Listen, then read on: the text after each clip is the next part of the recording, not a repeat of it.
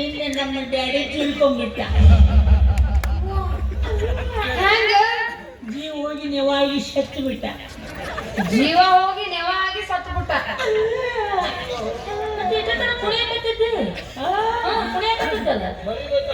ಮರಿಬೇಕಲ್ಲ. ಹೌದಾ? ಮರಿಬೇಕು.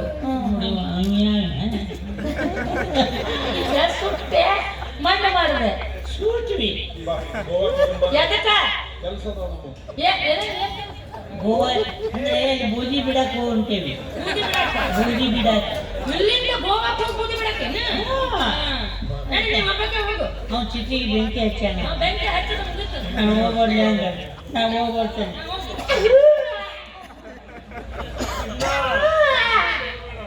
ನಾನು ಹೋಗ್ತೇನೆ. ನಾನು ಹೋದ್ಮೇಲೆ ಆಮೇಲೆ ಬಾ.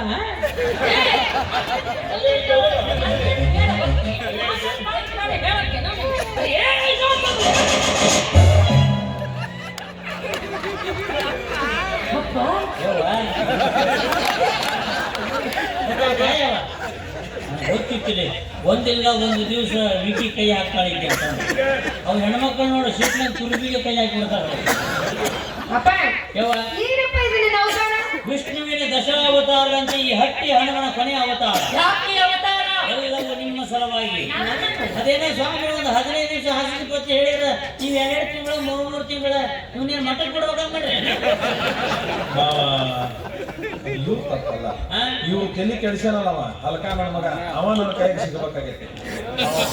ಅವನ ಕಚಾ ಪಚ ತಿಂದು ಹಿಂದಂತೂ ನೋಡಂಗಿಲ್ಲ. ಈಗ ನೋಡಂಗಿಲ್ಲ. ಮತ್ತೆ ನಂದು ಒಂದು ಹೌದಾ? ಅವ್ನು ಭಯಕ್ಕೆ ಹೋಗ್ಬೇಡ. ಹಾಗೆ ಅವನೇ ನಾನೇ ಅವನು. ಮಕ್ಕಳು ಮನೆ ಬಿಡಿಸಿ ಹೊರಗೆ ಹಾಕಿದ್ರಲ್ಲಪ್ಪ, ಆ ಸೇಡ್ ತೀರಿಸ್ಕೊಳ್ಳೋ ಸಂಬಂಧ ಸ್ವಾಮಿ ವೇಷ ಹಾಕೊಂಡಿದ್ದೆ. ಈಗ ಮತ್ತೆ ನಿಮ್ಮ 3 ಮಂದಿನ ಒಂದು ಗುಡಿಸೋ ಸಲುವಾಗಿ ಈ ವೇಷ ಹಾಕೊಂಡೆ. ಇದು ನಾನೇ. ಮಕ್ಕಳೇ ಈಗ ಹೇಳಕತ್ತೀನಿ, ಚಂದಾಗಿ ಗಂಡನ ಜೊತೆ ಬಾಳೆ ಮಾಡ್ಕೊಂಡು ಹೋದ್ರಿ ಬೇಷ ಆತ. ಇಲ್ಲಾಂದ್ರೆ ನಿಮ್ಮಿಬ್ರಿಗೂ ಡೈವರ್ಸ್ ಕೊಡಿಸಿ 3ನೇ ದಕ್ಕಿನ ತಮ್ಮ ಕಟ್ತೀನಿ. ಹೌದಾ? ನಾನು ಬಾಬಾ ಬೋಟಿಂಗ್ ಹೋಗ್ಬರ್ತೇನೆ. ಮೊನ್ನೆ ಹೊಂಟಿದ್ವಿ, ಬಾಬಾ ಬಿಡ್ಲಿಲ್ಲ. ಅದಕ್ಕೆ ಹೋಗಿ ಬರೋಳಗ ಒಂದು ಸಂತೋಷ ಸುದ್ದಿ ಕೊಡ್ಬೇಕು. ಅದ